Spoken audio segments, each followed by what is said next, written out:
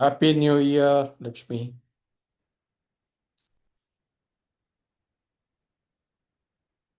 Happy New Year. How are you? Good.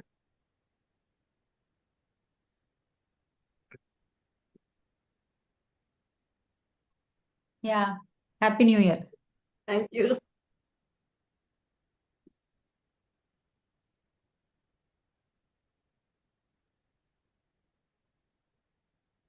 Yes.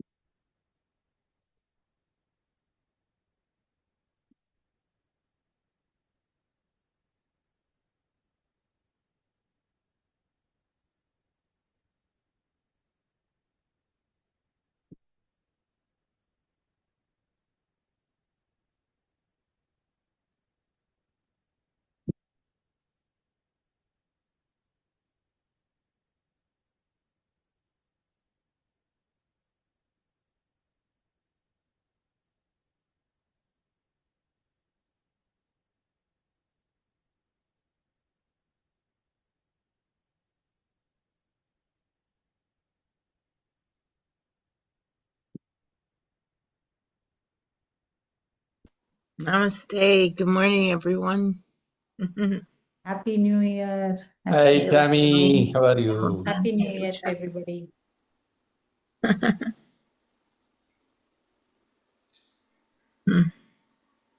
Thought I was going to Hap- be late. Happy New Year to everyone here. Mm, yes.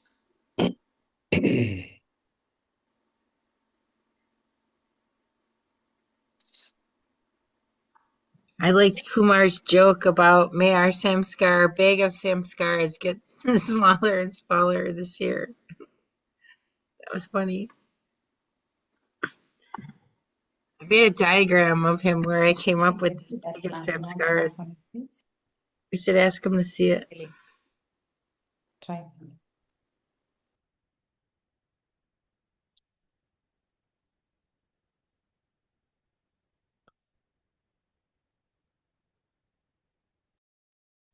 One press it.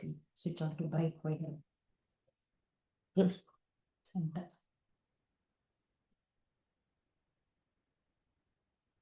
Good morning, Kumar. Morning, namaste everyone.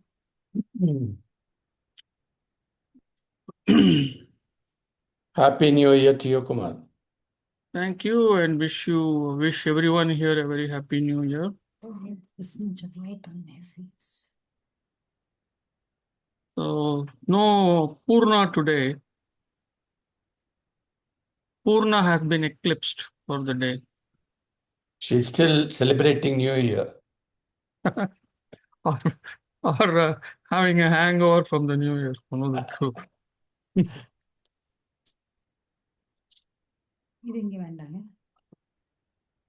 So let's start with 3 ohms and the prayer.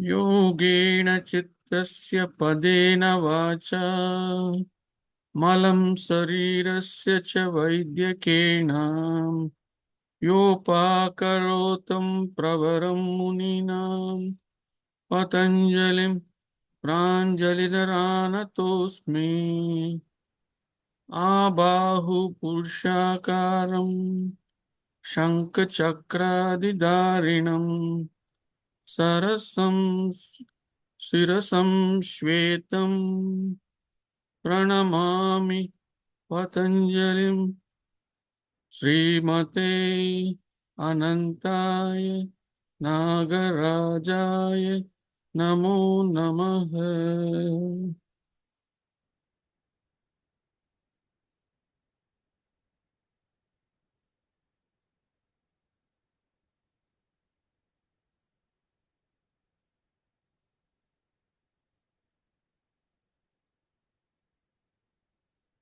Namaste everyone, and we'll start the new year. Namaste. Namaste. We left at Sutra 253, and we started 2 weeks back. We covered from 246 to 253. So we'll just recap uh, where we left off.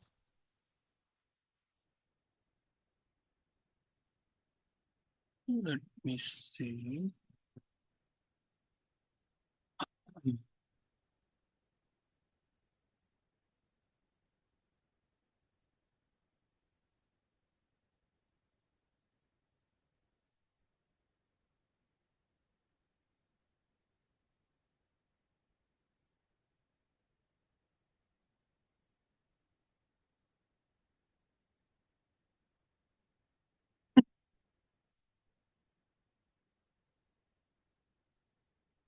This is where we left off. We left off at 253. So let's go back. Let's go back in time.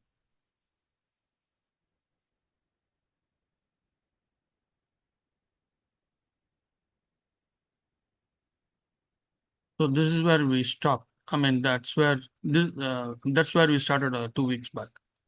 This is about the asanas. We had already covered yama and niyama, and then we started on asanas.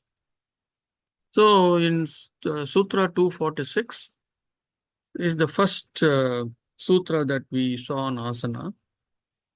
So here Patanjali Muni is stating a very simple and obvious fact. He says, Stira Sukham Asanam. That is, any posture that you do must be done with it must be fully nicely balanced, established, and you must be at peace with that. It must be done with great ease. Sukham is great ease. Stiram is established, firmly established, fully in a balance, or being steady. So being steady with ease is asana. That's what we saw. And then he says, it should be with little effort and in endless samapati, and completely absorbed in full concentration, fully absorbed, samapati. We must be in the state of samapati as we do this posture. That is, you shouldn't be, it should not make you um, uh, feel the pain, etc. You should get beyond that. After practicing for a while, you should be beyond that. Should be one of complete, where you are at complete ease with very little effort, and full focus and concentration and absorption.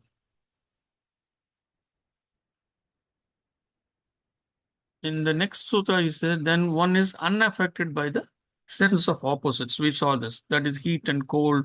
Those kinds of things will not affect you.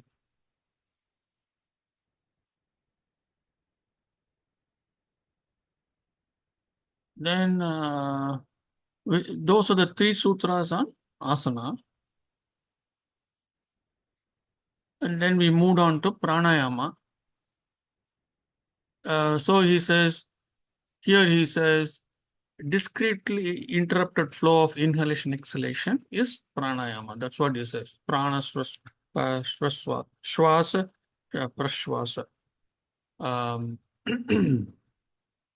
So inhalation and exhalation, which is fully controlled. So that's what he talks about.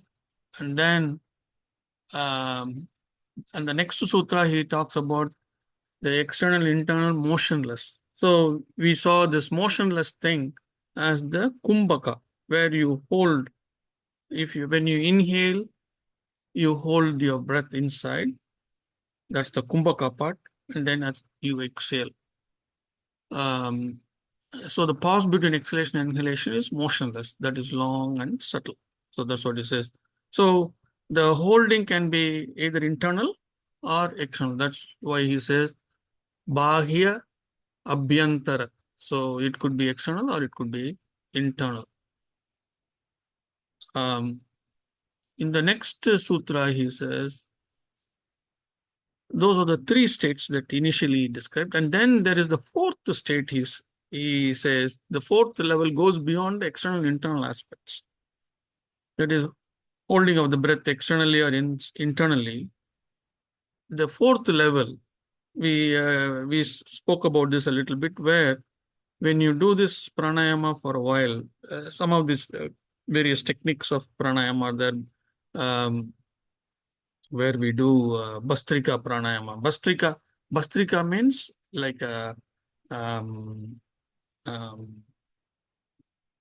uh, where this uh, uh, blacksmith, they use a Bellows. back Bellows. bellows, Bellows.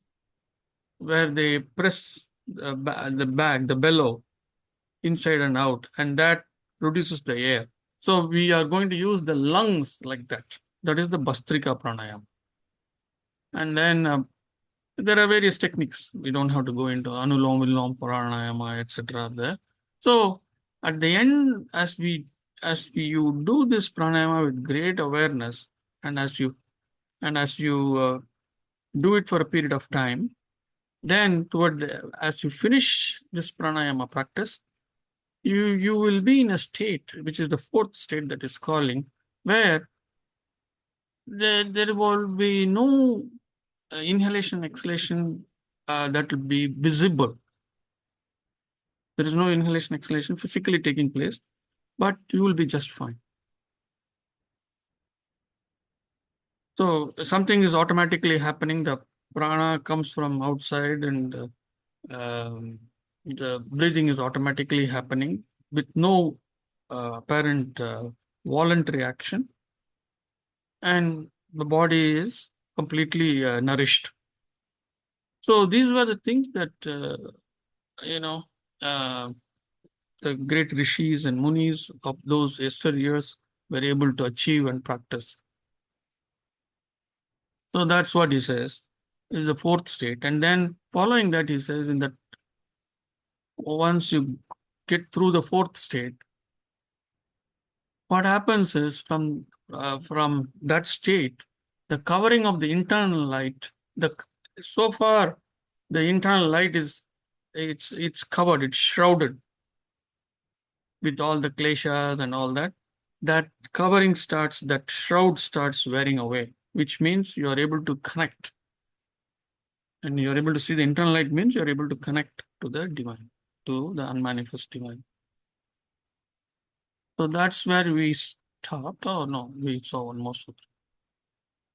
So, okay. In Sutra 53, he says, because you got to that stage, now your mind becomes fit for one pointed focus or dharana. So that's where we stopped. Any questions here? Or we move on to the new sutra?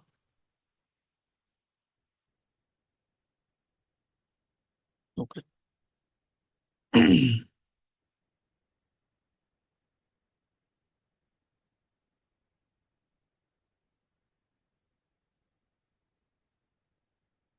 Sutra 54.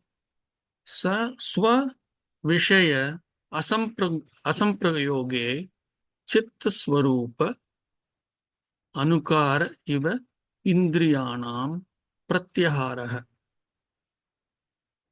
Swa vishaya asamprayoge chitta swarupa anukara iva indriyanam pratyaharaha.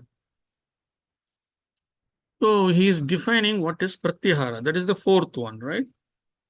Yama, niyama, asana, pranayama, pratyahara. So, Pratyahara dharana. yeah. So this is the fifth aspect that he is describing in the eight-step Ashtanga Yoga. So he is describing pratyahara as swa. Swa is self or our own.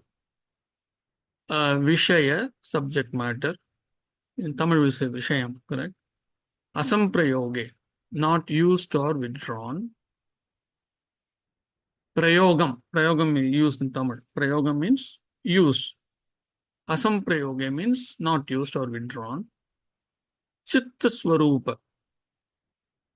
We know what is Chitta. Chitta Swarupa. Swarupa is form. So form of the Chitta. Anukara, imitate or resemble. So Anukara, Anukaranam is imitation, similarity, resemblance. This Anukaranam word is in parlance is there. So that's why it is Anukaranam. Eva is as if. Indriyanam, the sense of organs. We know Indriyas, right? The sense of organs. Pratyahara. So pratyahara is all this. So in summary, he says pratyahara is the withdrawal of the sense organs from its subject matter as if resembling the chitta. That is the computing system, software within. Meaning, pratyahara, when we say withdrawal of the sense organs, generally people will talk in terms of control of the sense organs. It's just not the control of the sense organs alone. The control of the sense organs happens. Actually, a couple of sutras back, he said, he said that this heat and cold, all that you want, the sense of opposites will go away. So those things happen because of the of vibrations. When you become aware of vibrations, and slowly, though you will be able to control the vibrations. Pratyahara is really those being able to feel those vibrations. And when you feel those vibrations, then the control of the senses happen. When you say opposites, hot and cold, it is actually the sense of opposites is the hot and cold is actually it is indriyas, control of the indriyas. So to get there, one has to have a good control of the vibrations. With me, any questions here?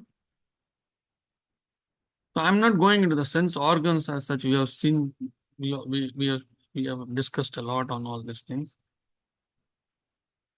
Actually, I think a few days back, I got a message from one of the participants. Oh, you know what? Suddenly I'm getting this feeling that I should buy nice, beautiful saris and jewelry. Why is this happening to me? I've been in Yama, Niyama, and all this for a while now. Why is this suddenly happening to me? So once again, this comes from the sense organs. As long as you are in USA, the opportunity to see beautiful silk sarees and all that is only in maybe in commercials on the TV if you're watching some Indian channels, or You are on internet,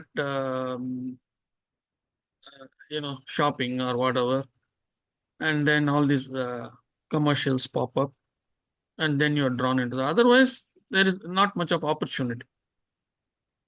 Whereas when you go to India or when you're in India, you're constantly, when you open your eyes, you see a commercial.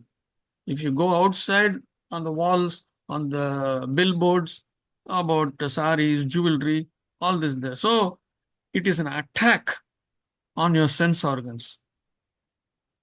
So when the kleshas are not fully gone, they are only dormant, then the kleshas are just waiting to spring back into action.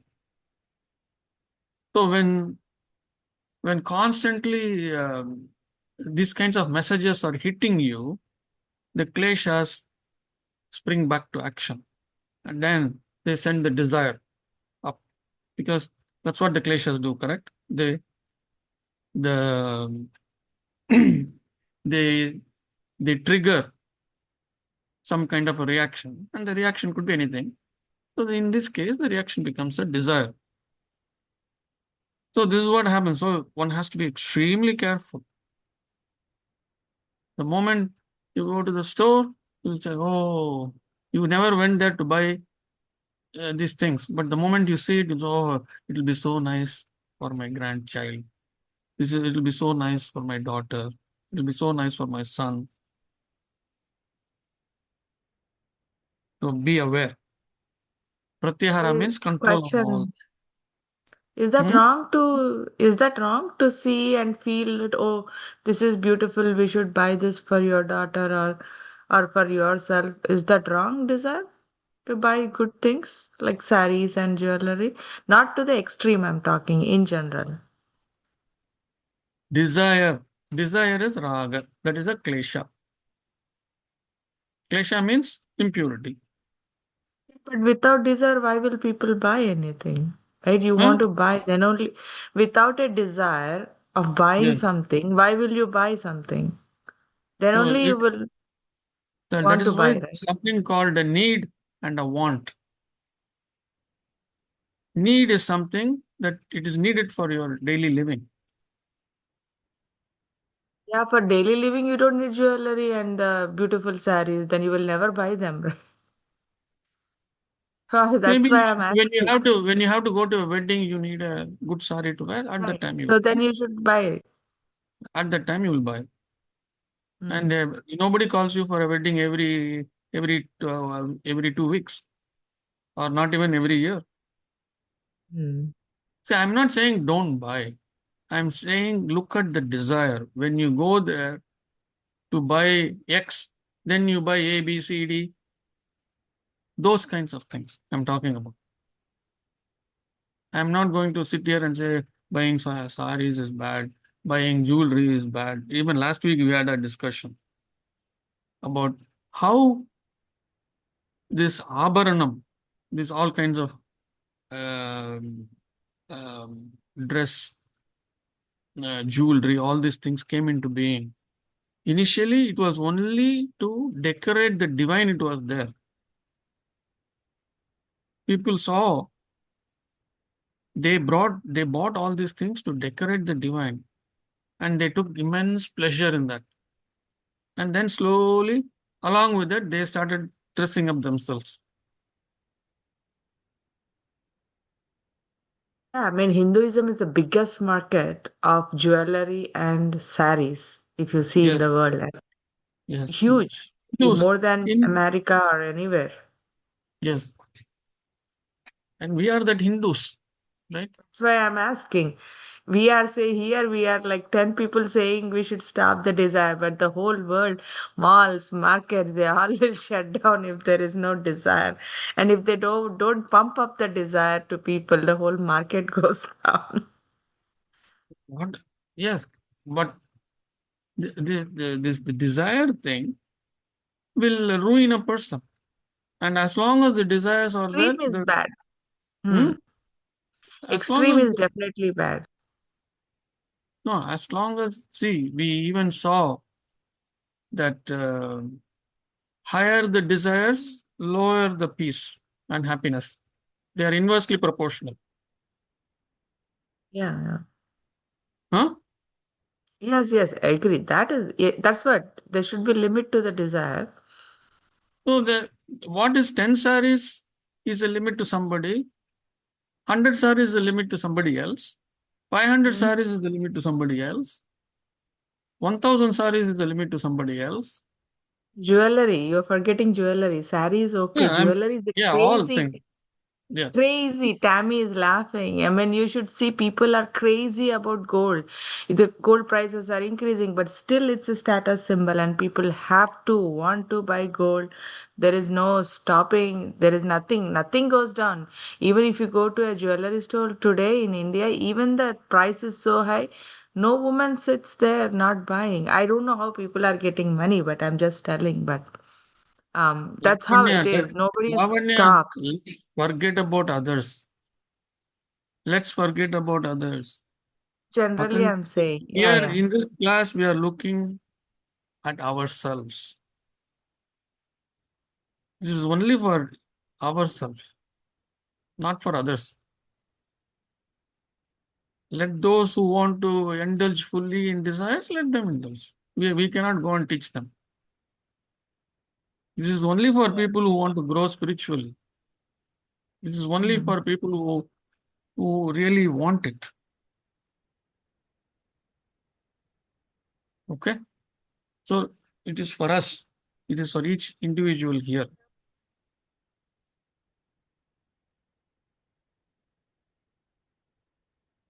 But your point is well taken. But that's why I said the attack on the senses is so high by all this. And we see our neighbor buying tons of saris, jewelry, all that.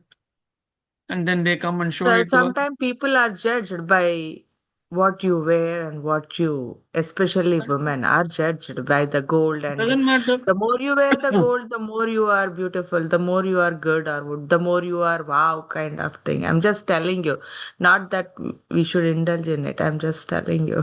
No, I'm saying let them judge. So what? Let them judge. Why should it bother us? Let them speak ill about us behind our back. Nobody has the guts to tell us in our face. Even if they tell us, even if they develop the strength to tell us on our face, saying, "Oh, you're wearing poor jewelry," so be it.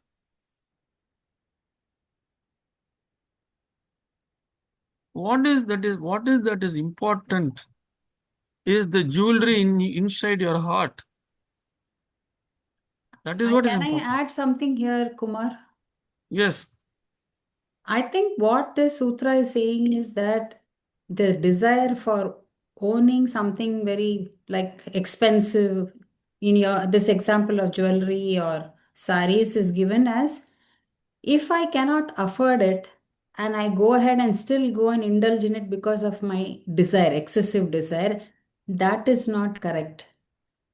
But if I can have a control on that desire, that is what it means, right? So I'm able to control this desire of mine and able to see it in the right perspective.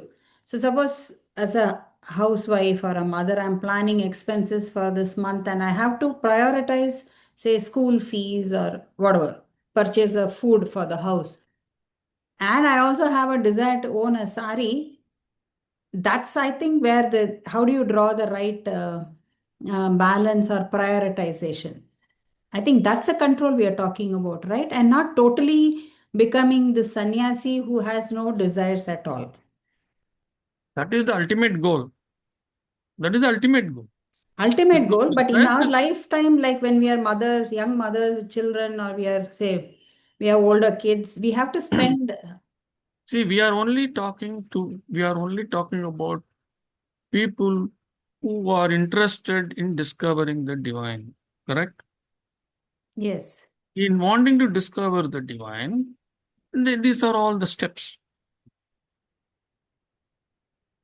So obviously, 15-year-old or a 20-year-old or 22-year-old, when they are filled with, when their hormones are so active and they're filled with desires, none of these things will go into their head, and it is adharmic to even tell them. No, but This is for who those are people, people it who should be are, a control. There should be some kind of a restraint. Not even control, it's a restraint. You should know, I mean, like, we should be see, able there to are say, different, see, we are talking about different groups of people here. One is the teenagers, then the 20s and 30s, then 40s and 50s, then 60s and 70s. So people who are in 60s, if they behave like 20-year-olds, then there is a problem, fair enough. Okay, right? A 70-year-old, if he is behaving like a 25-year-old or a 30-year-old, it is a problem. agree. But if the 70-year-old doesn't want to wake up, don't disturb him. Let him be in that state. It is none of our business to go and tell a 70-year-old, what is this? You are buying uh, 10 saris every month. None of our business. I mean, I don't even have a problem they buying 10 saris. Let them buy 10 saris, give all the 10 saris to people who really need it. Okay. So this desire, or it takes different forms, and that is why we have to go back to earlier sutras where he says te pratiprasava. This where he says when you have we will always justify, the mind will always justify. It will say, oh yes, I have all these weddings and things like that coming in. It's going to happen in the next 6 months, so I better start buying for that occasion. It will always justify. See, I remember when I was growing up, my sisters will remember, my mother, she had only two silk sarees for a very long time. Two silk sarees. Those days, um those days, there will be something called um, Mapla, that is the bride invitation, bringing the bride into the wedding hall. So before that, I mean, not the bride, the bridegroom. So he'll be taken around town in a couple of miles around the town to a temple, and there he will be given clothes, nice clothes to wear, and then from there in a car he will be brought to the place of wedding. For that, that is one big occasion. The next occasion is the actual wedding the next morning, muhurtam. There was no big concept of this reception kind of thing. So in the evening, so my mother had these two saris, one for the Mapla, that is the first day, the eve of the wedding, evening, and then the next day's Muhurtam, she will have another sari, and this is what she did for n number of years. I even remember the color of the saris. One was a gray color with a black border, the silk saris. That's all was there because they spent every penny on our education. We were four. They, my father and mother spent every penny on educating the children, on taking care of our expenses. Do you think my mother didn't want an additional sari? Every wedding. So if in the previous wedding she wore the gray color sari for the muhurtam, in the next wedding she will wear it for the wedding eve. So she only switched that way.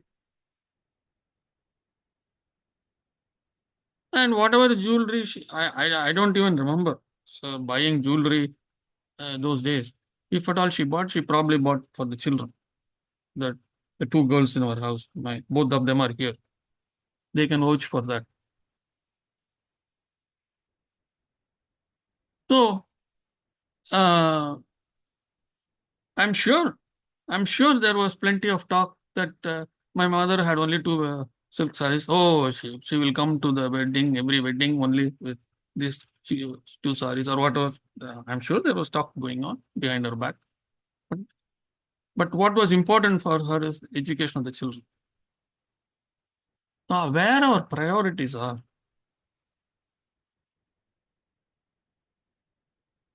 Much later, much later, when I was probably uh, studying in my BSc or when I was doing my bachelor's or maybe when I was in MIT, my mother used to have a few more silk sarees. And I'm sure most of the parents, most of our generation parents have gone through this.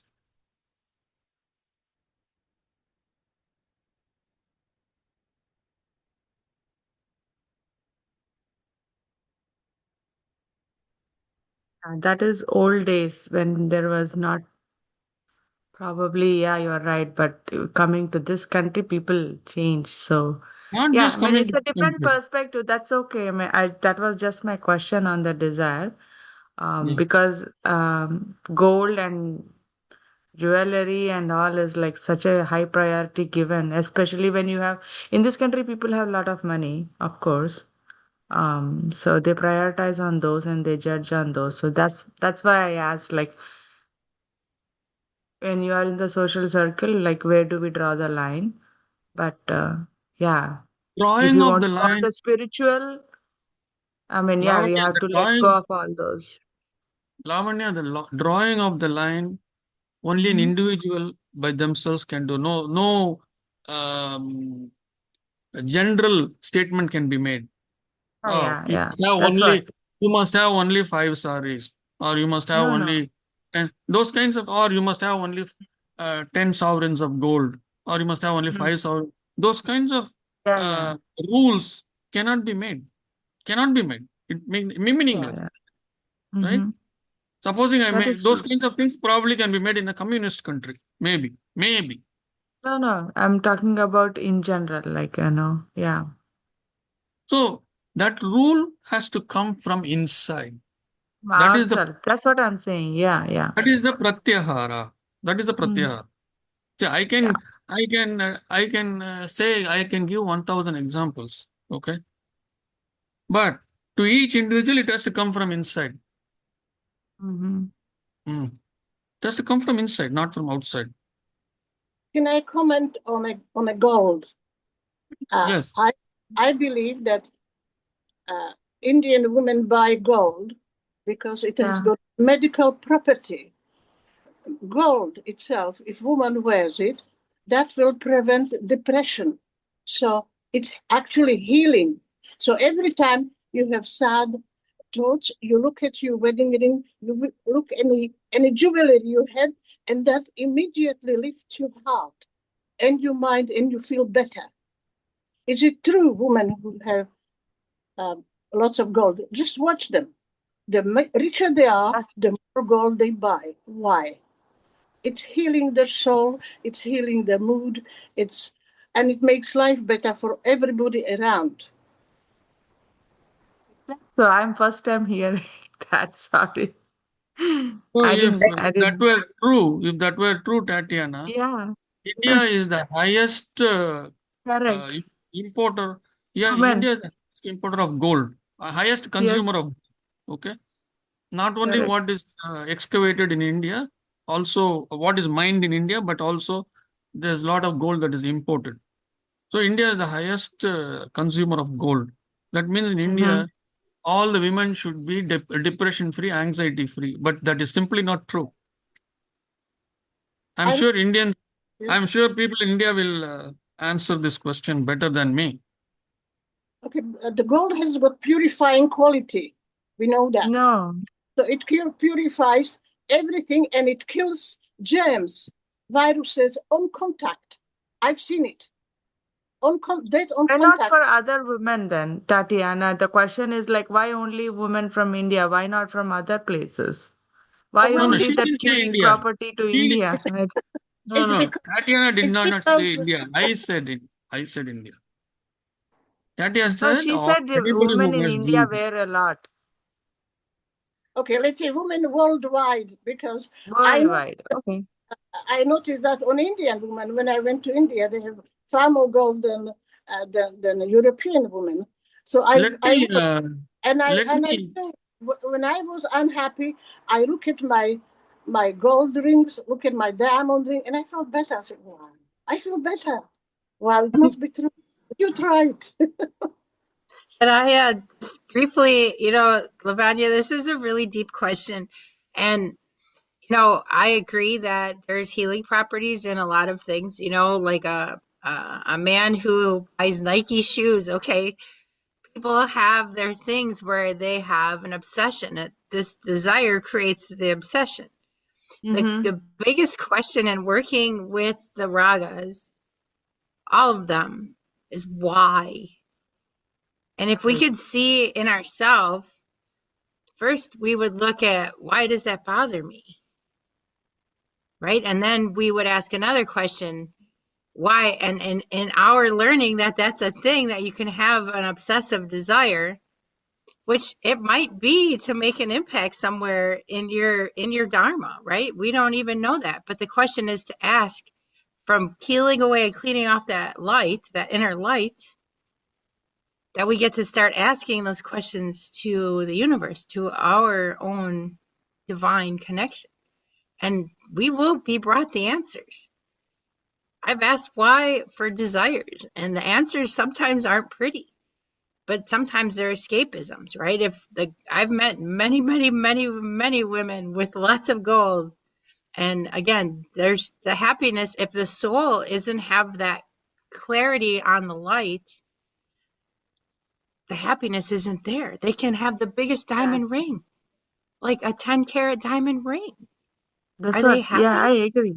No, it's why. Why? So it's all about your own why, about anything, about saris. Why does that even bother me? Do I judge other people?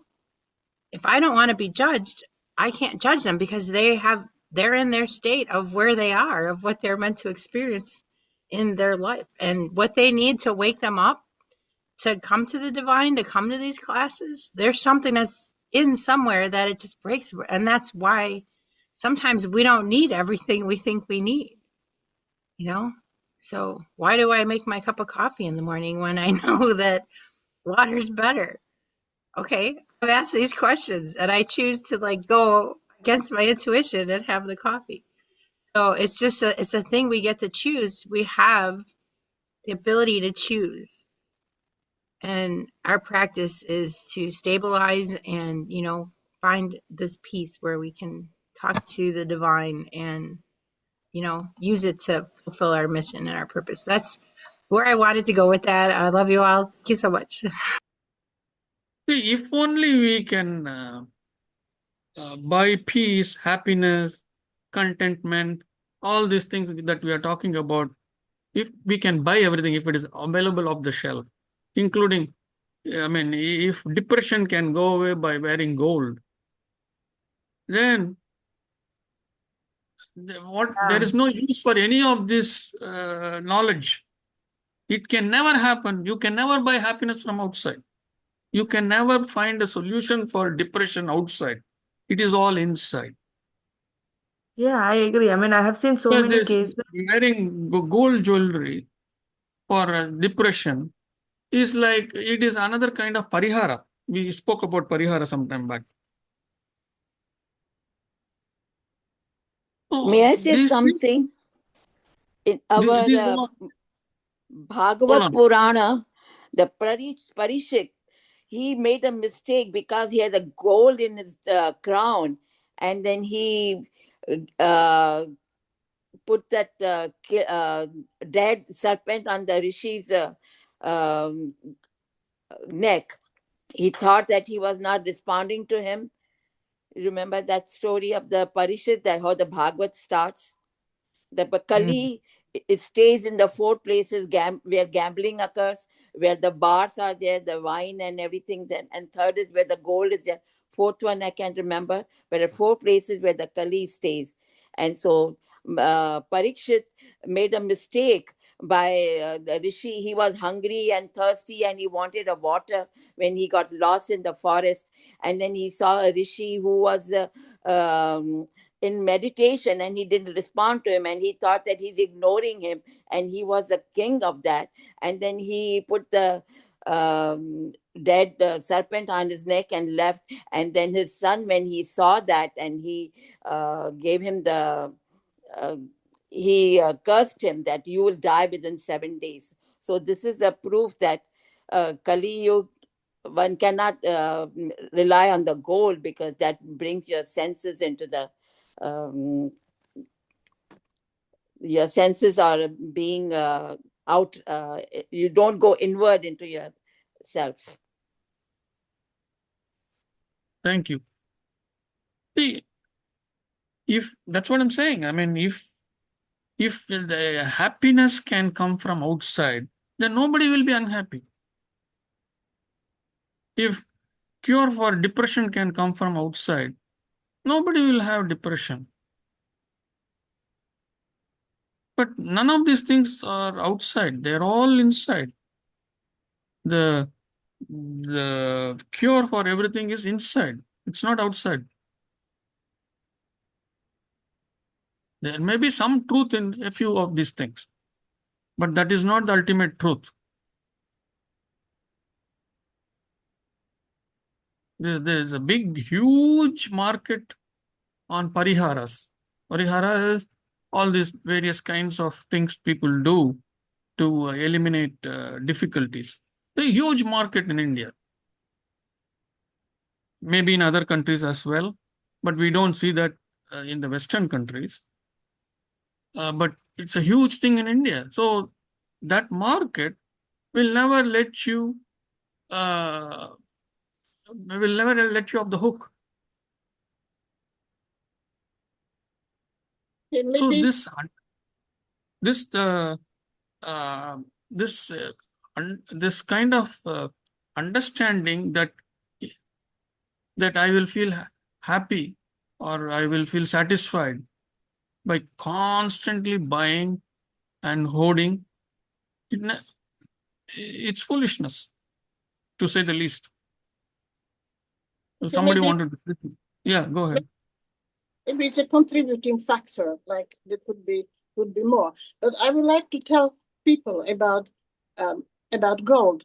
Once I had a sty under my eye, it's inflammation, and my eye was closing.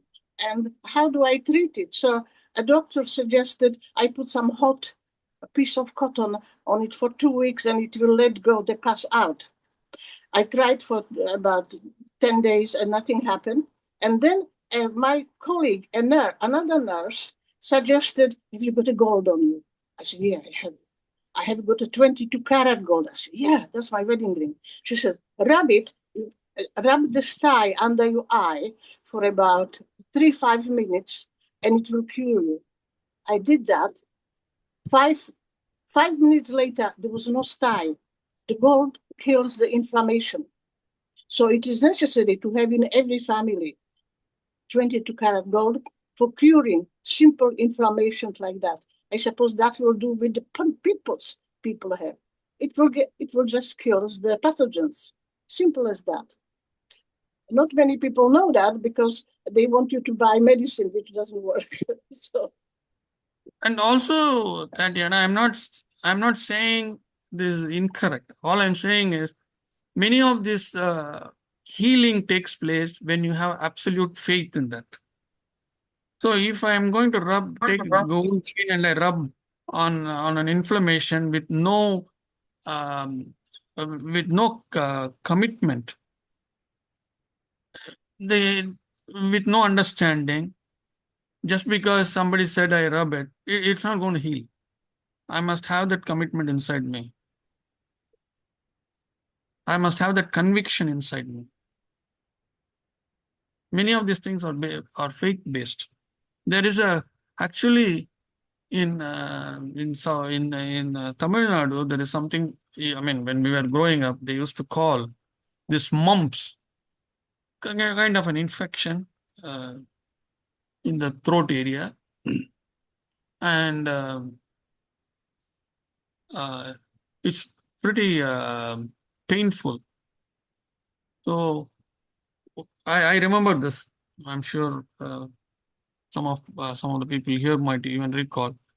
And they will say in Tamil they call that not as mumps, they call it as ponnukku veengi. That is, it is swollen because it wants gold. So they will ask the person to wear a gold chain, and they will say as the chain rubs against the throat, it will heal. Uh, I don't know.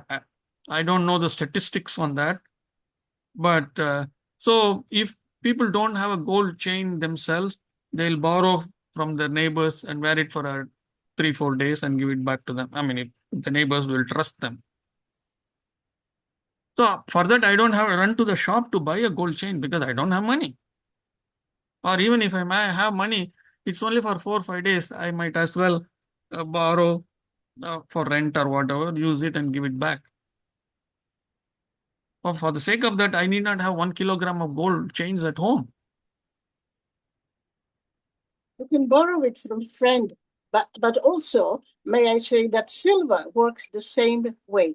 My mother had an operation and the wound wasn't healing. So I was suggesting all sorts of things to doctor and said, no, no, no.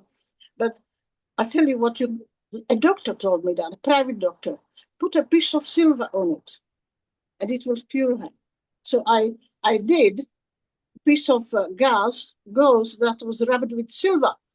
And we put it on her wound. Within 2 weeks, closed. No more information, and the wound was healed, but with hardly any sign of any cut or operation.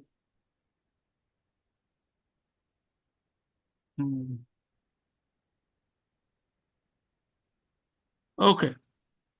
So desire is something that each one has to look inwards and then make their own judgments, make their own calls.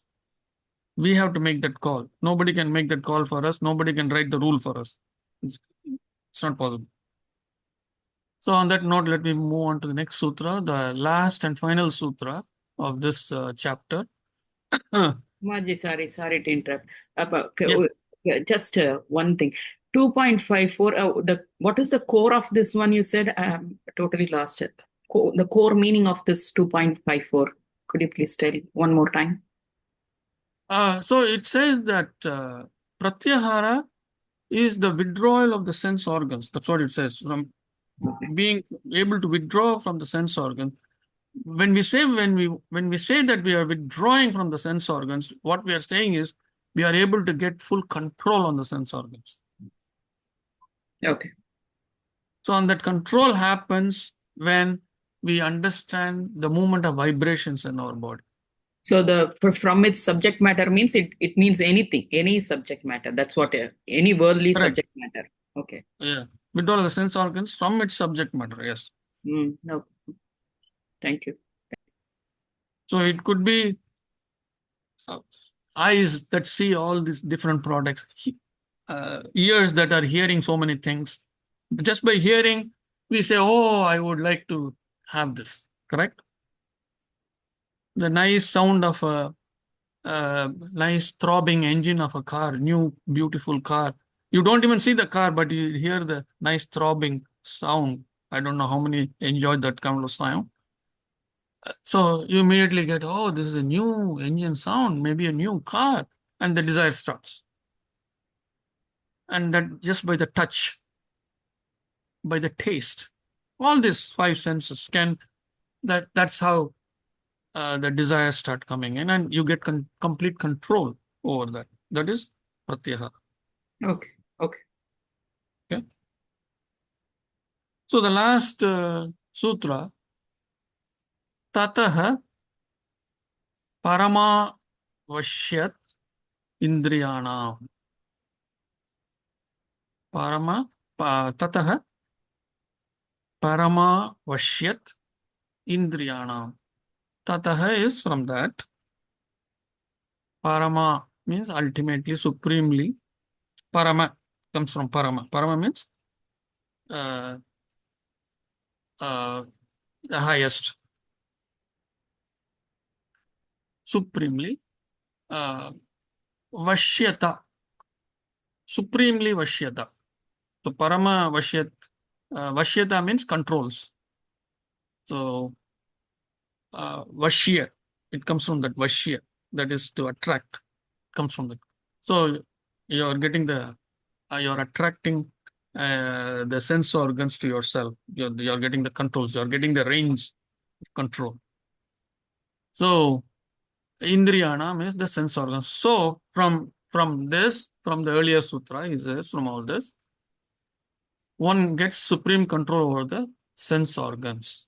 That's what he says. Actually, as part of the Bhagavad Gita, they will say the horses that you see in the picture with Arjuna listening to Sri Krishna, and they are sitting on a chariot because the war is about to start.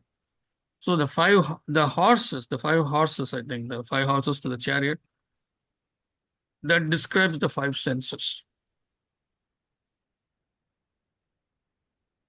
So all the horses must be under our control, right, for the chariot to go in the right direction. Similarly, unless we have control over the senses, we cannot lead life the way we want to lead life, because the senses will control us instead of we controlling the senses.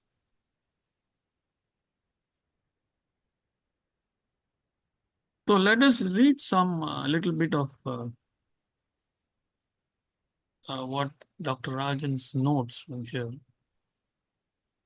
So he says, Pratyahara has the ability to watch the vibrations of each part of the body and to be able to control them. This comes from identification of the internal vibrations and developing control over them. Yogis can generally control body temperatures of different parts of the body and also other monitored measures like heart rate, etc. So the process of this control relates to the way one manages a skidding situation. One drives into the skid. Thus, one gets control of the skid.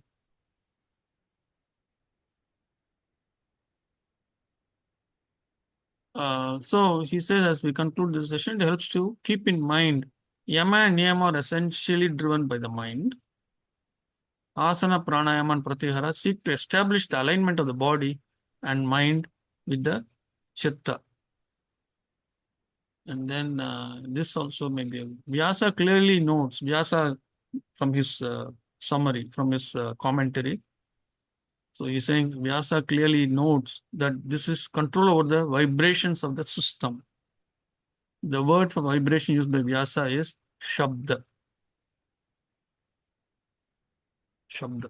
That's what he uses for vibration, because sound is also vibrations. So on that note, we come to the end of the chapter and it is already 8 o'clock. So I will stop here. Is there any? Yes. Only one question. So when Pratyahara is the ability to watch the vibrations of each part of the body, when we are doing the yoga mantra, right, chakra vibration. So is that the vibration? Is that the Yes. vibration we are talking about? That's one kind of vibration. Yes. But that's one kind of vibration you said. Yes. Then what are the other kind of vibration? Wait a minute. What I'm saying is vibrations which flow in the other parts of the body. That's what I meant. Okay, so but when we were discussing some months ago, you told for some reason or for some conversation, told even if the vibration is not happening, it's okay. I didn't say that. I said even if you're not able to watch the vibrations or feel the vibration, it is okay. That's what I said. But it is, so can I take like this? So it is mandatory to not mandatory. So in order to do what? The vibration, in order to do, I'm not getting the word. Okay, the blank. Can you fill it up, Kumarji? So the vibrations are needed for a body to feel the vibration, right? Yeah, in order to get to higher levels of yoga, yes. So when will that happen? When enough purity, those things will happen. So that needs a lot of practice and patience. Okay. Yeah, it needs an enormous amount of patience. Yeah. Okay. Right. Enormously patient. You have to be. Mm. Without comparing yourself with anyone else. You are unique. I always must tell myself I am unique. So if Vibration somebody, comes from purity. In order to get the higher order of awareness, vibrations are needed. In order to get the to feel the vibration or watch the vibration, need to have a constant, consistent practice. That the right, yama and niyama, Yaman. those two things. That is why yama and niyama he has given us the first two steps, because those are the foundation blocks. Okay. I'm thinking that about pratyahara and the control of the senses. Because of this, yogis were able to meditate without moving for years in Himalayas. Like um, the cold and Even in the hot cold weather. conditions doesn't affect them. Yes. And for meditation, we need our body to cooperate with us. The more um, the more we sit without moving, even an Yes. inch, Yes. that's what defines our proficiency in meditation. So that's why. So if you have control over the senses, you won't move. We will just observe, and the senses doesn't affect us. See, that's what I'm saying. So, see, one has to get a control in such a way that you have to be able to disconnect from your physical body. So Right. that disconnect will happen when, in whatever posture you're sitting, is very comfortable to you. See, how do we sleep? See, when we sleep, we are fully relaxed, right? When we sleep, how do we sleep?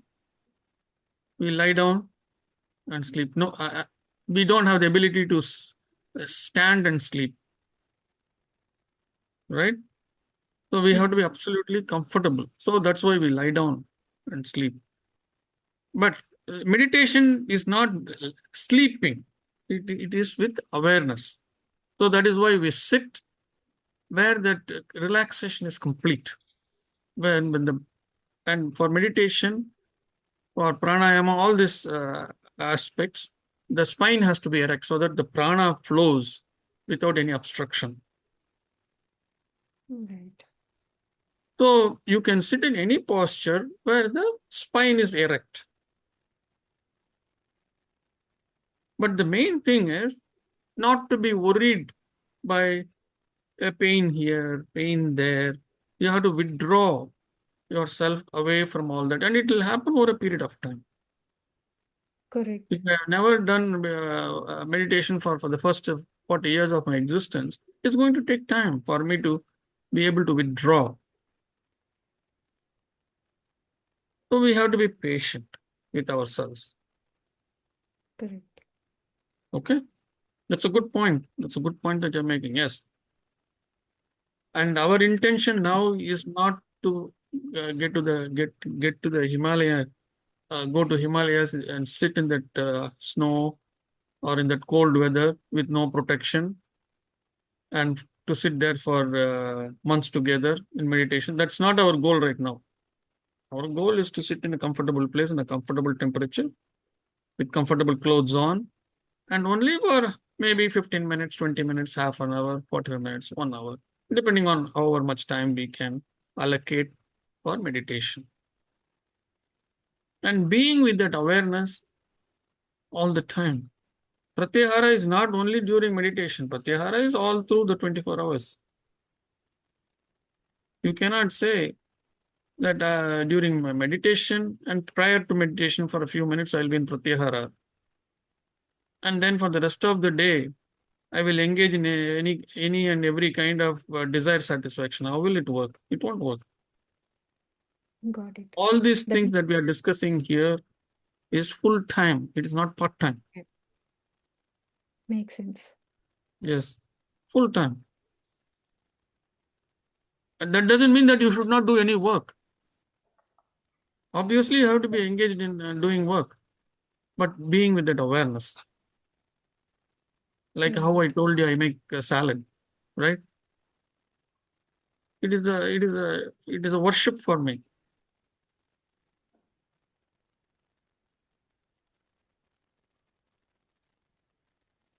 So any activity that you do, let it be with full awareness. With me, everyone? That is the ultimate goal, my friend. Huh? Priya, and Dr. Rajan, and I don't know, everyone knows Dr. Rajan. I think they do.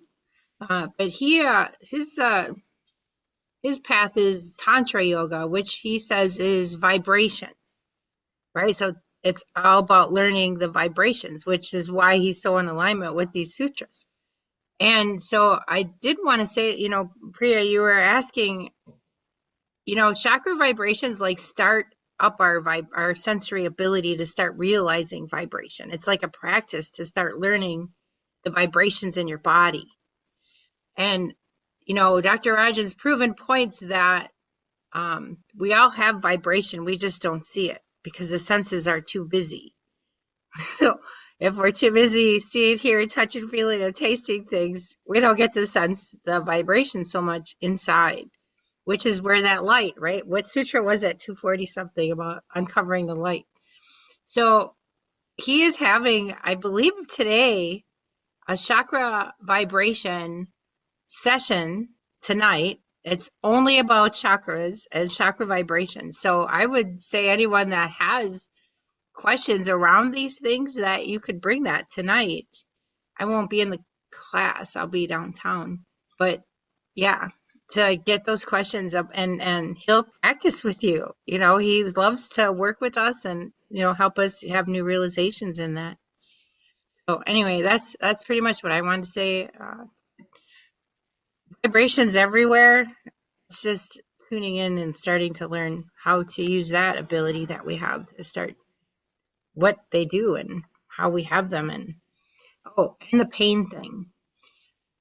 I've noticed when I sit in meditation, sometimes a pain will show up in a random part of my body. I know this computer, the speaker's not so great.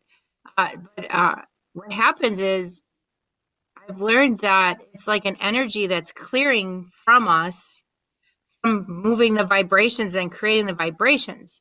And if we have a chance where we can hang on to it and turn it into a sickness, okay, that I have this, or we could just look at it and just let it go.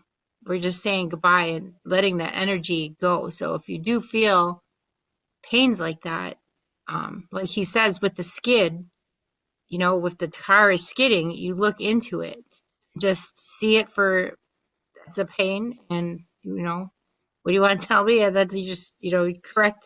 You just got to go into it. Anyway, that's thank you for listening. But that's tonight at 5:30 or 4:30 or whatever time zone you're in. 5:30 EST, right? Okay. Thank you, Tammy. Thank you so much. So I would like to add here, say the entire purpose of chapter 1 and chapter 2, especially chapter 2, is to control your mind and imagine there is a cosmic sound or a music you are not able to hear because there is so much of noise. So as Tammy was saying, all this exercise is to reduce that noise so that you can listen to the music. That's the way you have to take it. And like, just because you are practicing all this, are you going to say that you will not feel hungry? You will not eat? Every 4 hours or 6 hours you have to eat. Can you say that I will not drink water? You have to drink water. So your desire, raga, or all these things you cannot control. It will not be removed, but you can control. That's all it says. You have to, once you have the control, then even when you are not doing that sitting position and doing meditation, even when you are going into a shop, you have the control of your senses. That is the entire essence of what this chapter says, is what I interpret as. Regarding the vibration, I think each person has their own vibrations, and God has a vibration. And when we continuously do tapas on God's name, we'll connect to his vibration. See, the I'm just vibration thing is the thing is what we are calling as chitta. oh, The okay. software is the actual vibration. Okay, because that is controlling everything in the body. That is Right. the that is the that's the vibration which we have inherited into this body from there. So that's what we are trying to feel. It is our own vibrations. It is not somebody else's vibrations. It is our own vibrations first we are trying to feel. Got it. So that's why there is a reference to the chitta there in the last sutra or the earlier sutra, that you feel connected to the chitta, Aligned to chitta, it Align. says. Yeah. aligned to the chitta, correct. Got it. So it's Thank like, you have to imagine it this way. Why is that we are not able to feel the vibrations? You are sitting outside and there is a heavy metal band that is playing 500 feet away from you. And then 500 feet away from you on the left side, somebody is playing a melodious tune on the flute. Which one will you hear? The band. No, only the band you will hear. This is our condition. Because the chatter is so much. One such chatter is this desire. Constantly there is something that is forced hit on us. Buy this, buy that. This has come, that has come. Without this gadget, it is no use living at all. These kinds of commercials are there all the time, right? So the mind, constantly something is being pounded on us. So if we, with awareness, we are not going to switch off from that, we cannot hear this melodious tune. Yeah, Okay. So, I just wanted to add two more things, Kumar. Please do. Yeah. One is, you and me will appreciate when we used to make a radio or a transistor. We can never tune it to the station unless the noise is properly filtered out. Right? So, so how much are you affected by the noise, and you can actually focus. So that's one. that The other makes one, what you had mentioned little earlier about the 5 horses and 5 senses. So I just wanted to expand on that. The way it is explained is 5 horses are there, then there is a rain, and rain is the way your emotions are there. Then you are a charioteer, which is the mind.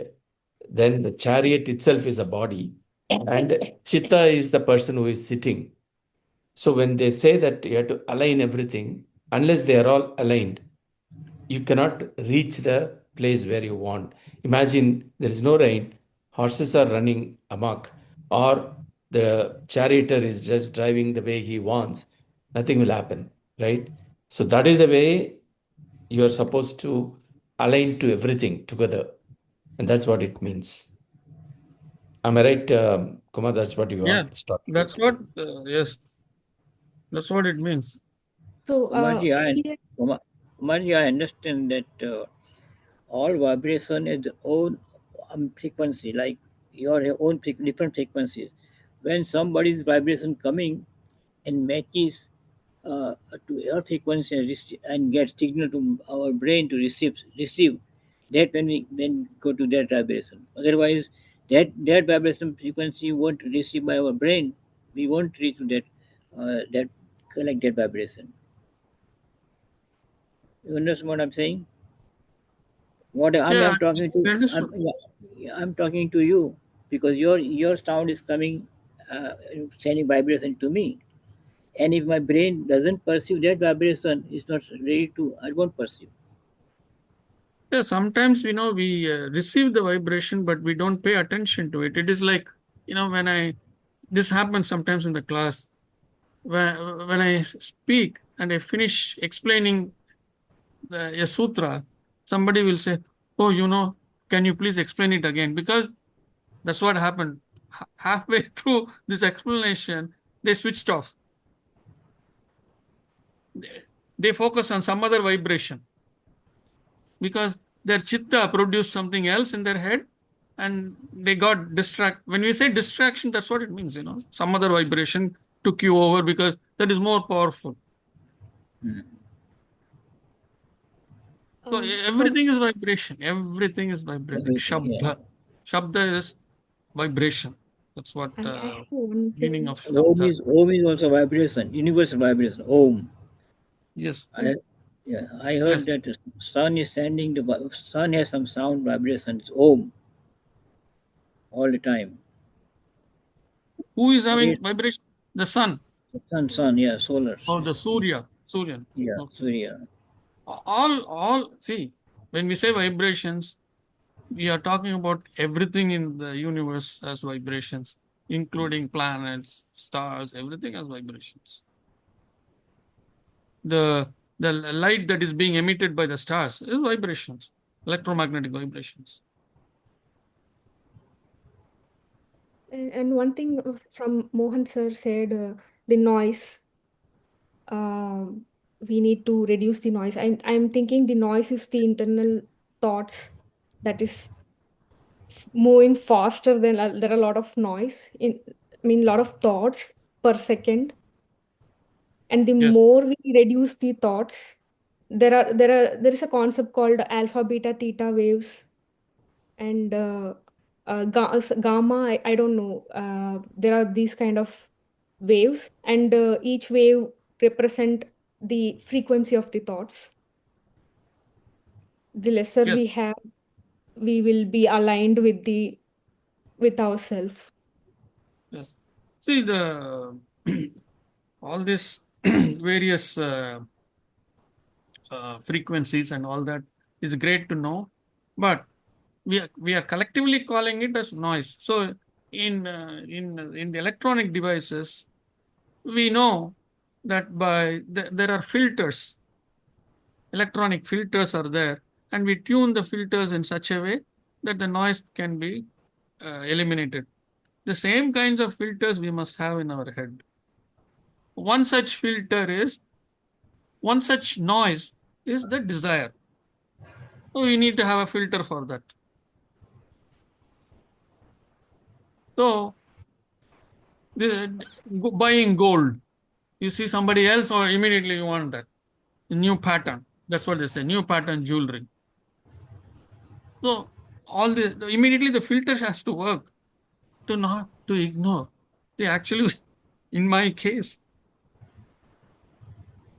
2 weeks, week or 10 days back, suddenly, no, yeah, for Christmas, my son and daughter-in-law they brought a Christmas gift for me, and then they asked me to open it. So I opened it, and there was a nice.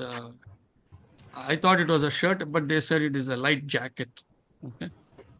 Then I said, "Oh, thank you very much, but Then they said, we got tired of you wearing the same jacket every time you come home. Then I said, the secret to the jacket, you don't know. This is the secret. The jacket is a hand-me-down because when my son grew, grew out of it, I took it and I started wearing it. I've been probably wearing the jacket. It's a light jacket that I wear when I feel like wearing a jacket. When it is really cold, that jacket won't do. So I have to wear a thicker jacket.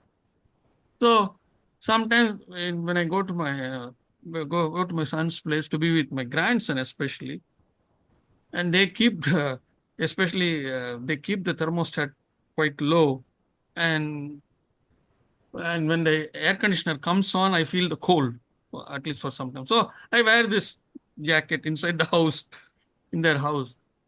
So they got tired of seeing me. They have been seeing this only for a year or year and a half now. They got tired and they got one new jacket for me. Uh, it doesn't bother me whether I'm wearing green color or yellow color or black color or red color. That just doesn't bother me. Only thing is I wash it every few weeks and then I use it. And they feel it is worn out. They feel it is, you've been wearing this for 15 years. It doesn't bother me. Lavanya, are you listening? So He is gone. left, sir. He just Okay. So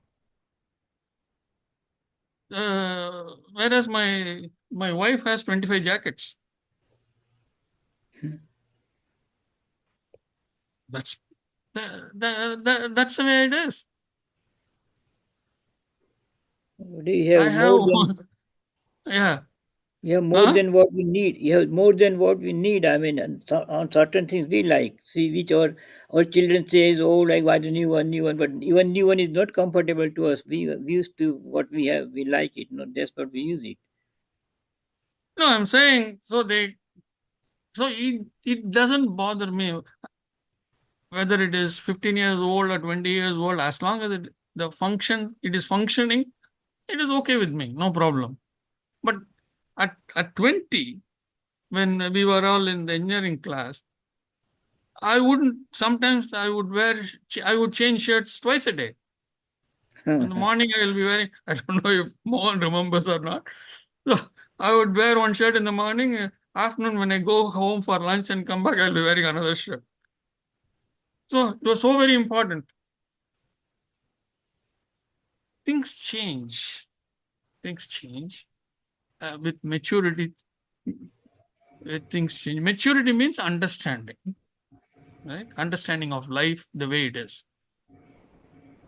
So then slowly I start understanding nobody is going to respect me or give me more importance or more recognition just by seeing that I'm wearing different kinds of shirts, one in the morning and one in the afternoon.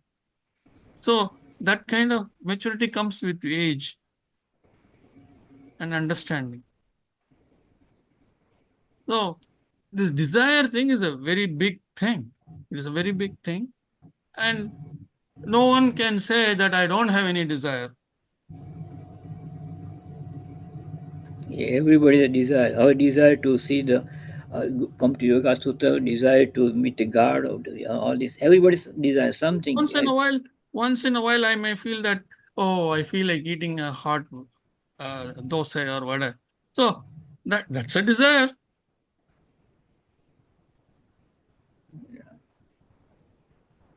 There is no desire. Even if you pray the God, something, there's a desire. You ask him something, or why you're praying the God?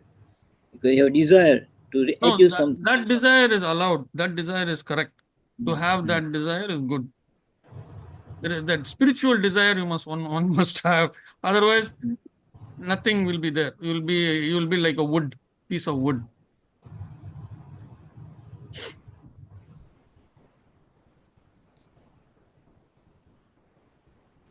Any other questions? Next week we'll start on the new chapter.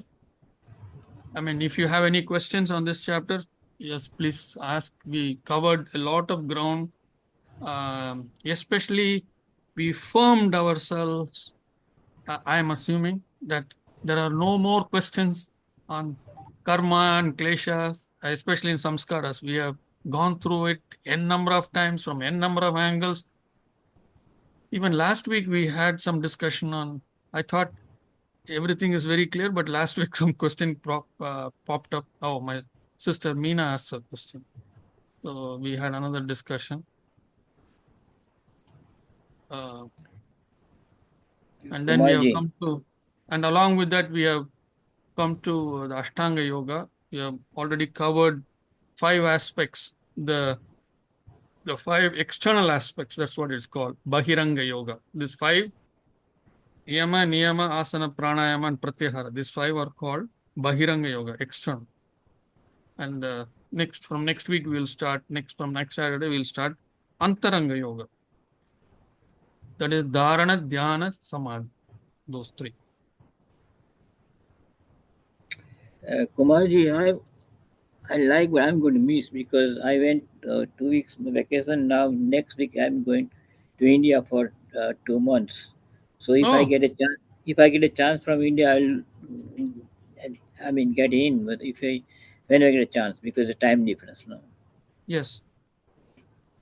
like Time come in the difference, morning. it's in the evening. Many people from India join in the evening, but evening, if you are going out, Yeah, obviously you can. there's the I problem. understand.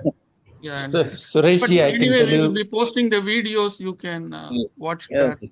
whenever you, you get it. Sureshji, Okay. I can tell you, it's a very convenient time from India. Yeah. Very convenient time. Yeah. Yeah, India. India, when you're going, I mean, I'm going to going to Ayodhya and all these places to visit some new places, Banaras, new Banaras, and I have some wedding going on over there.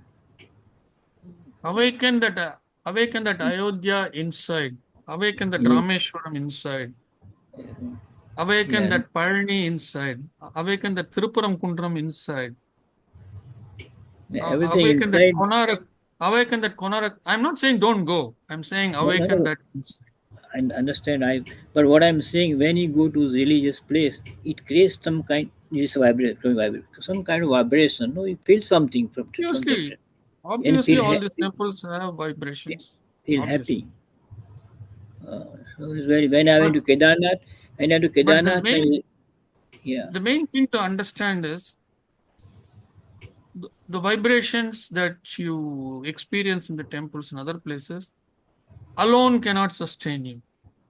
hmm, I know, Your own vibrations, when you get control, when you feel it, when you understand it, that alone will sustain you. I know, yeah. But at the moment you find so when I first time went to Kedarnath, very cold everything, but finds that something different, no, feel different, very different vibrations. Of course, Because but that those is places, temporary. That's all I'm saying. yeah, But it's yeah, temporary. but those places has something in the earth's vibration coming in. Like just why people go in Himalayan for meditation because of those places has certain kind of vibration coming out from the earth vibration something. So people very happy inside. People see olden days. People went to Himalayas not to come back, not to return to the normal life. That's when they left. That's when they went there. So we have changed all that. All that understanding is gone. We have changed all that. Now it has become a part-time thing. It just become a picnic, right? So those days it was different. 100 years back, even 50, 60 years back, it was different. When you go to Himalayas, that's it. It is you start off on a pilgrimage like that, and then uh, you don't return from those places. I'm not saying in a bad way. It is for evolution, for spiritual evolution. Yeah. And yeah, I mean, you start as a vanaprastha, you leave, get into this mode of vanaprastha, go there, get some jnana, and then stay there itself with in some ashram Sannyasam. in the foot of the Himalayas or somewhere in the Himalayas, and spend the rest of the time there. And slowly from Vanaprasthi, you become a sannyasi. Sannyas. And then from sannyasi, the other world.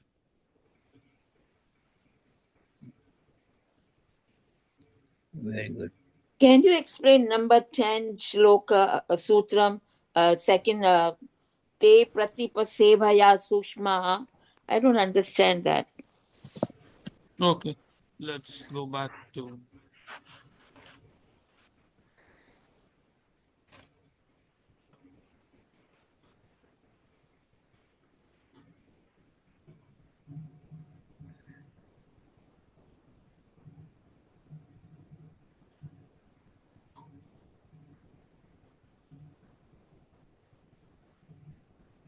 Okay, te pratiprasava heyaha sukshmaha. So pratiprasava, prasava means forward motion.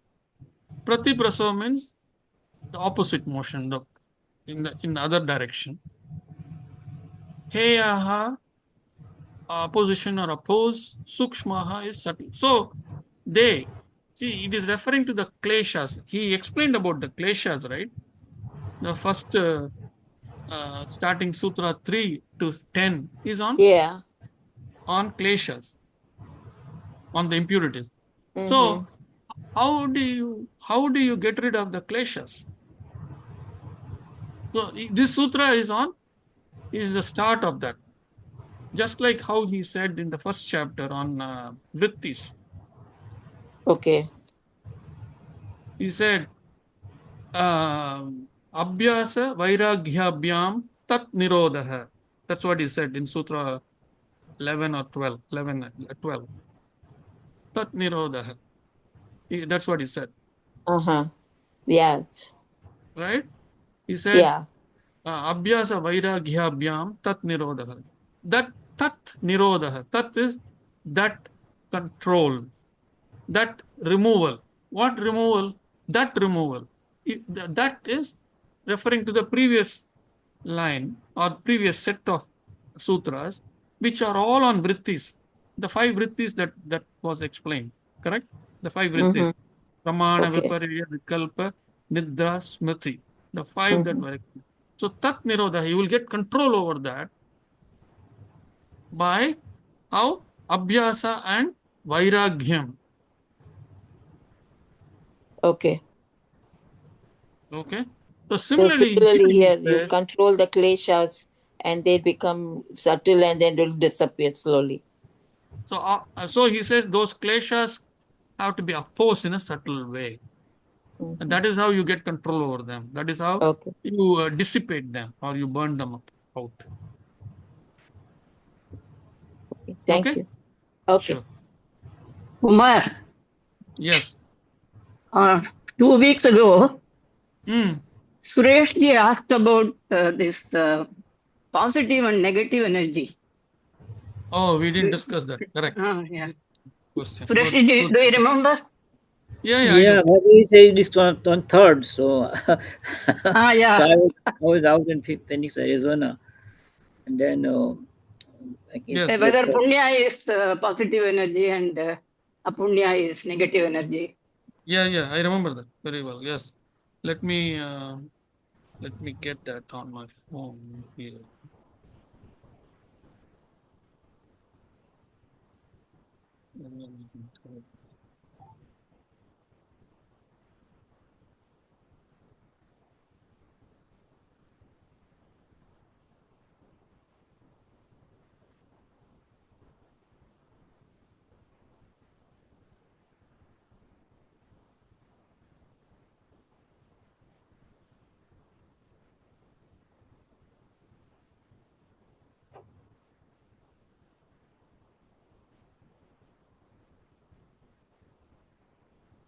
Yes. Let me stop the sharing. So this is what you're talking about, correct? This is the picture. yes, there's positive on side, negative on the side. Yeah. Yeah. So on the one side, it says negative energy. On the other side, it says positive energy on the tree. So on the negative energy, it says complaint, sadness, lazy, selfish, hate, regret, ego, greed, anger, violent. On the positive energy, it says creative, honesty, motivated, confidence, forgiving, peaceful, happy, inspired, help, bravery, and all. So Suresh's question was, is negative energy a punya and positive energy punya? By that, I am assuming that he means positive karma and negative karma. Okay, bad karma and good karma. So if you look at this picture, by and large, the negative energy side, these are all reactions already. Things like greed. Greed is a reaction. Anger is a reaction. Violence, that's a reaction. Hate is a reaction. Being selfish is a reaction. Sadness is a reaction. Complaint is a reaction. Most of them are reactions already. This is what the vrittis do, right? The kleshas start the vrittis, and the vrittis in turn produce the reactions. And the reactions are all here, right? How do we get punya or apunya? Punya, By reaction. By reacting. So we are already reacting here. So no So punya. all these are going to get us a punya. Whereas when you come to the positive energy side, creativity, creative, that is not a reaction. That's a quality. When does it become a reaction? When I become creative, and then when I think high of myself, or pat myself on the back, or try to project myself, that is the reaction. With me? Same thing holds for honesty. Same thing holds good for confidence, for giving. Although I always say there is nothing that we can forgive. We can never forgive anybody. We can only accept it. Forgiveness happens on its own. Right? Forgiveness happens.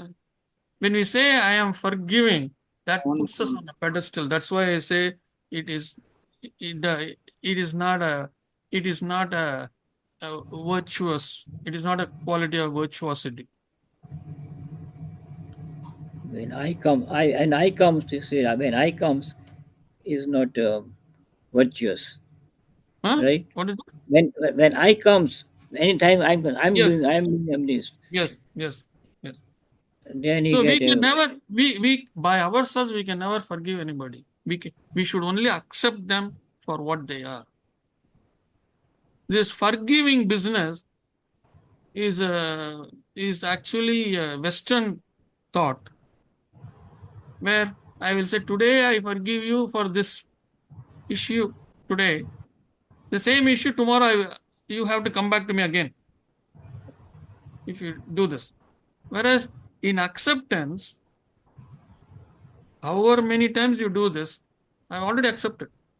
I know you are this. You will only speak in a harsh way. I have accepted you. When I wake up in the morning, you will not give me coffee. I have accepted you.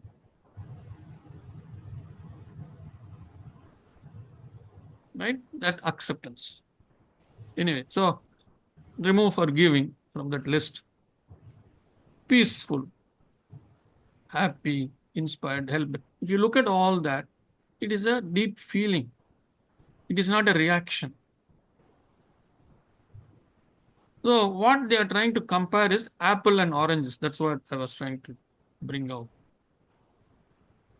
If we compare on both sides, if they are reactions, then it is meaningful. In one side, it is all reactions mostly, and on the other side, it is just a deep feeling. It is not a reaction. I don't when know we if ask for anybody, if anyone, I mean, Mohan sent me a nice, right within a day or so, he sent me a nice write-up highlighting many of these points that I am discussing. I don't know if anybody thought in these terms. That's why the moment I saw this, when Surajji said, "Oh, very nice, let's discuss this." So when in forgiveness, when you ask forgiveness to somebody, so then you ask, that is your action, and You can, he react positively. Okay, I forgive you. So he should accept. You can, I can come to you and say, Surajji, please forgive me. That's fine, no problem. In you, as a person, you should say, I fully accept you. I accept you as you are. Not only today, forever. In the past and in the future and in the present. so we accept it. I mean, he accepts us. Then when I say forgiveness is my positive karma, when I ask for forgiveness, because Why I do you think want?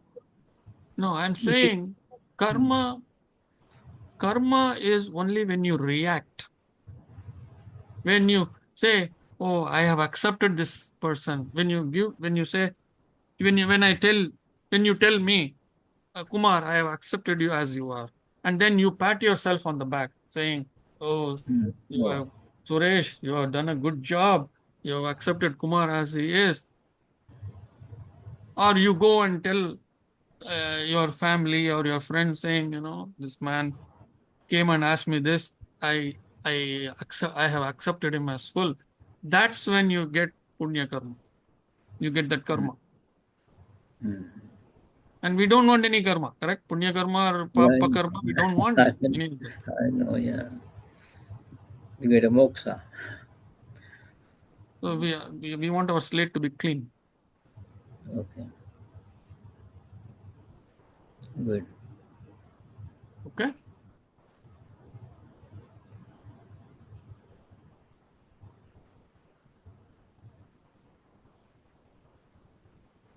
All right. Question So or next comment? Saturday I won't be in next Saturday. I'm going. So coming back in March. Okay.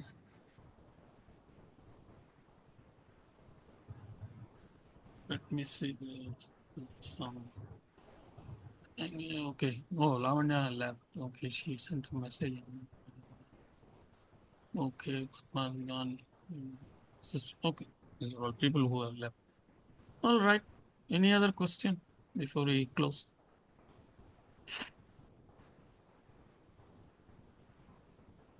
Okay, namaste everyone. Next week we start on chapter 3. So we have crossed half the well. You are half doctors, dangerous people. So don't be dangerous, be good, and please contemplate. There's lots of, we have so far studied 51 plus 50, 51 plus 55. So 106 sutras. We are more than half, a little over half, because totally it's 196. So we have only 90 sutras to cover. So I can give you half the certificate now. So please ponder. Ponder. Only in that pondering, clarity will come. Otherwise, it will always be smoky. People who have not completed Pole 20 assignment, there are a few here. Please do it. I have not forgotten. I never forget when it comes to assignment and submission. Though when I was in MIT, I wanted my professors to forget. They never forgot. No. And they never forgot and they never forgave either.